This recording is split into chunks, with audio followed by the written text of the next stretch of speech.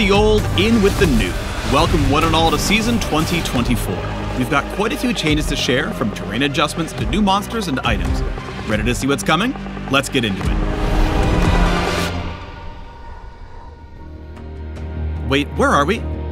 Oh, it's top lane! These walls are different, and would you look at that, the brush is now in the middle of the river. Well, that'll make for a trickier gank path from jungle, so you top laners can focus more on your lane opponent instead of hungry junglers. We've got terrain changes across the entire map actually, like in mid lane. The brush is farther back from the lane now, and we've adjusted the walls to both red and blue side for better symmetry. Overall, these adjustments should make it a little safer to play a variety of champions in mid lane, especially those mages with 0 dashes.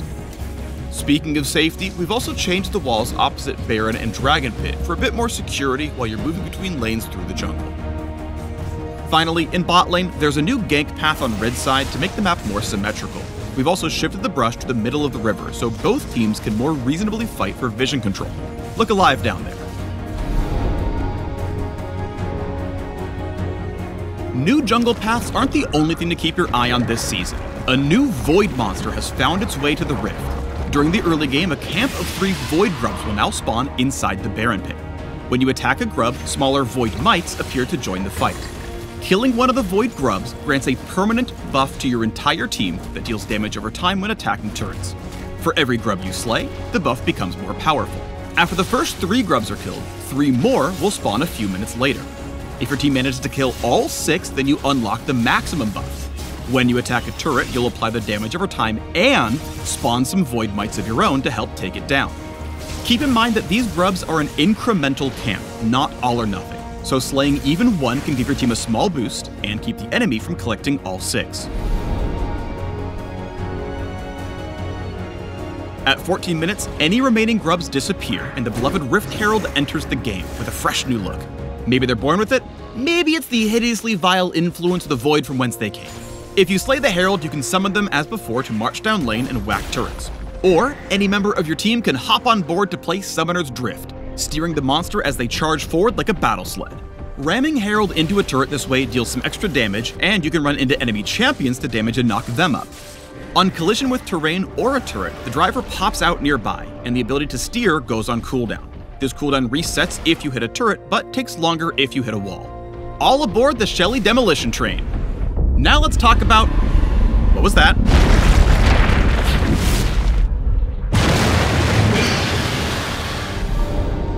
Baron Nashor, Voidborn Tyrant of the Rift, is back and badder than ever before.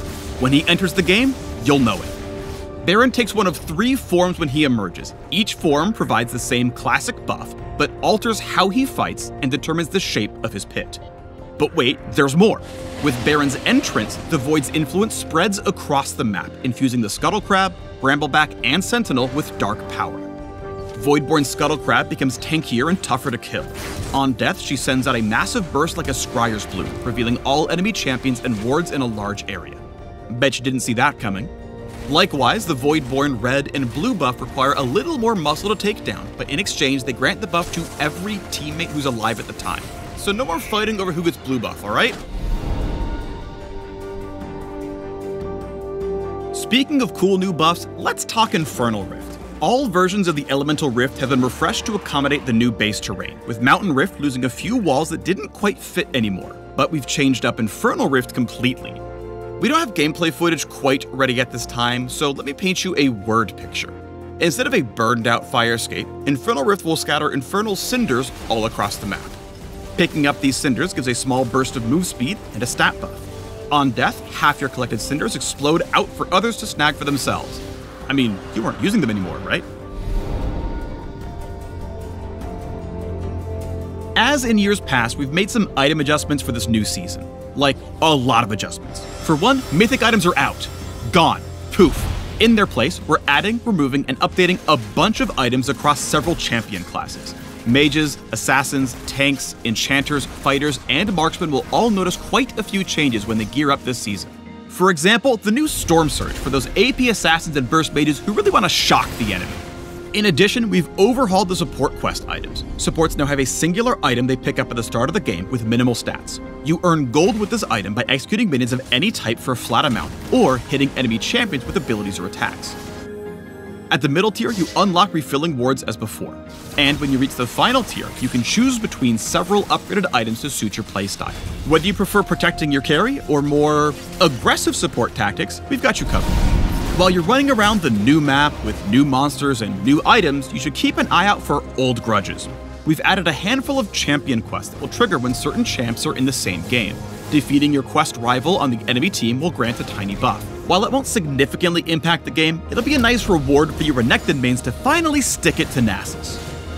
Many of the changes we've made this year are aimed at making gameplay mechanics and systems easier to understand. This goal includes a lot of adjustments mentioned previously, or smaller changes like simplified tooltip language. We also just want to make it feel better to be on the Rift. Listen closely and you might notice the music changing throughout the game based on where you are or what you're doing. Baron boss music, anyone? And now you can celebrate or commiserate with your teammates in a language everyone understands, the fist bump. Okay, that was a lot to cover. In summary, new terrain means new gank paths in every lane, Void Grubs are now a thing, you can now drive the Rift Herald into battle, Baron looks scarier, and the Void is everywhere. Infernal Rift is totally changing, there's a bunch of new items, some champs are bringing their beef onto the Rift, and fist bumps explode into sparkles and fireworks. Phew, got all that? Good! If you want all the nitty-gritty details, we unpack everything in the article linked below. So study up, friends, and we'll see you in January when Season 2024 kicks off.